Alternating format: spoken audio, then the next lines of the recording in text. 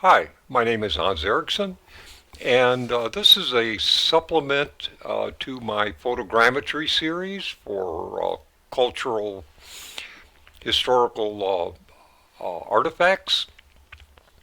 And one problem that I've run into in the past is I've taken some photos, and you can see where I have some shadowing and stuff, and quite frankly, it caused quite a bit of consternation uh, where I was getting not really good. Uh, I was getting a lot of artifact whenever I was doing my photogrammetry. And what I would really like to do is have a photo that looked a little bit more like this, where I have a complete alpha background and only the object shown. Now, this can be done with masking. Masking out the background, getting rid of everything to where you can only see the actual artifact that it is that you want to uh, process through either Meshroom or Agisoft Metashape.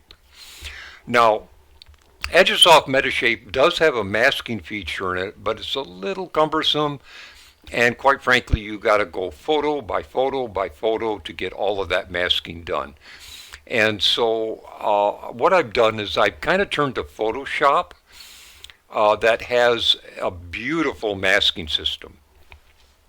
And I can show it to you real quick, but what I also found out is that it also has a batch method to where I don't have to do these photos one by one.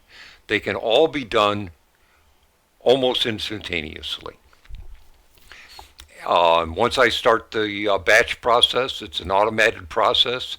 It happens just really quick. So what I did is I created a folder. It can be anywhere on your drive. I just happen to be working out of my Google Drive right now. And I've got it called Masked Images. Now this is an empty folder and I want to keep it empty. Then I have my source file where all of my uh, original photos are. And I want to keep these intact. I don't want to lose these images. What I want at the end is to have two sets of folders, or two different folders with one filled with the originals and another one filled with all the masked images. All right, so let me kind of show you that process. If you go into Windows and you go into Actions, that'll open up this deal right here. And you can see I've got one called Masking. And this is an automated process right here that will select the object that I want and will get rid of everything else. And let's kind of go over how that's done. So I'm going to, if you open that up, what you want to do is you want to create a new action. And I'm going to click that, and I'm going to call it masking. Let me see, masking, and I'm going to go underscore copy, simply because I've already done this one before. And I'm going to have my first image open right now, and I'm going to hit the record button. Okay, now you can see down here where I've got masking copy. So the first thing I want to do is I want to do the action select subject. And so I go here. Now this is important. You do not want to hit select and mask. You want to hit subject. And when I do that, it's going to go through a little process, and you can see how it kind of outlined the object, and it isn't doing anything else with the rest of the area. And if you look here, you can see that this matches. Select object without sample all layers. Same thing here. Now the next thing I do is I'm going to go, I believe it's image. Let me see. Or is it layer? Layer mask reveal all. Oh no, reveal selection.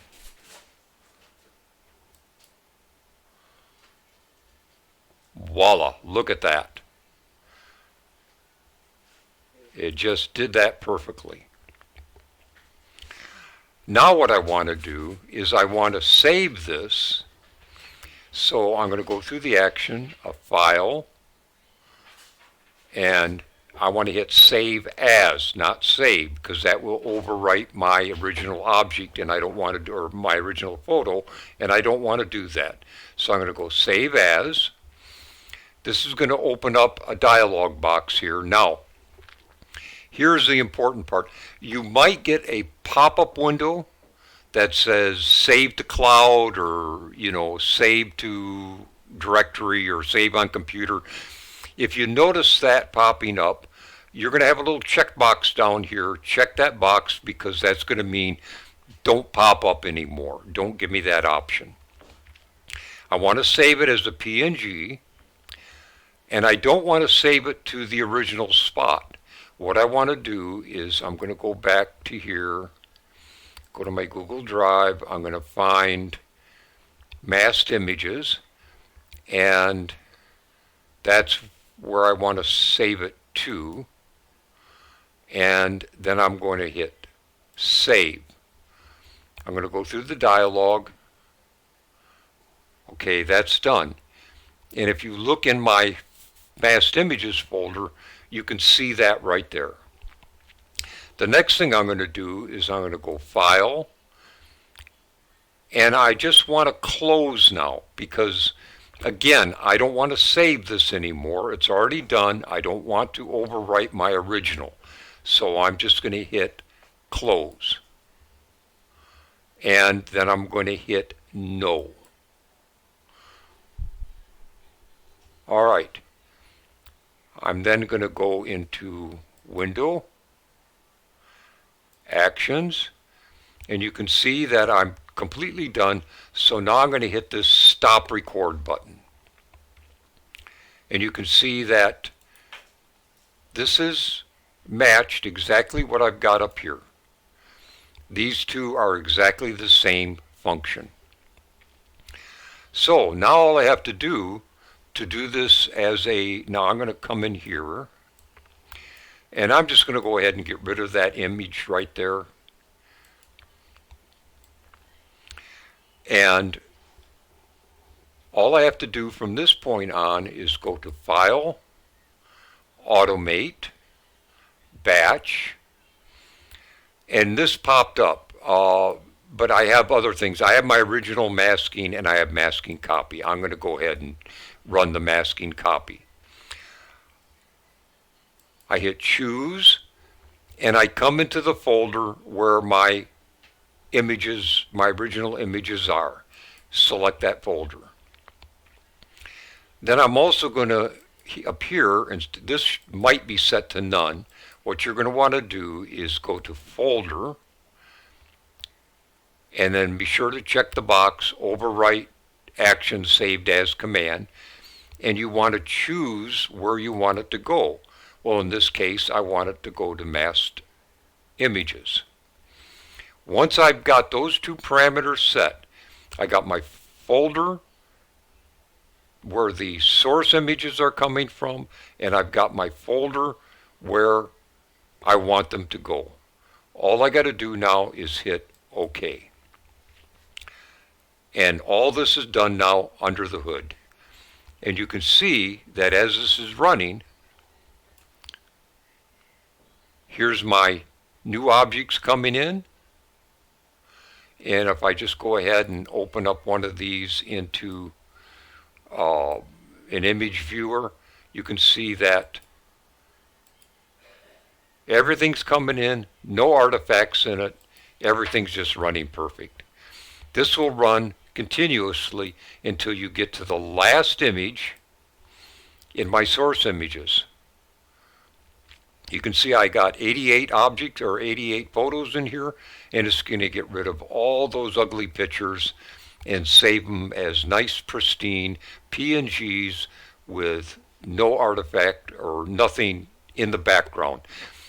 Now you're still going to get a little bit of artifact because that's just the nature of the beast when you're running either Agisoft or you're running Meshroom, but this is going to reduce the amount of artifact that you have in your final result. So I hope this has been of some help to you, and I'll be talking to you in future videos. Take care.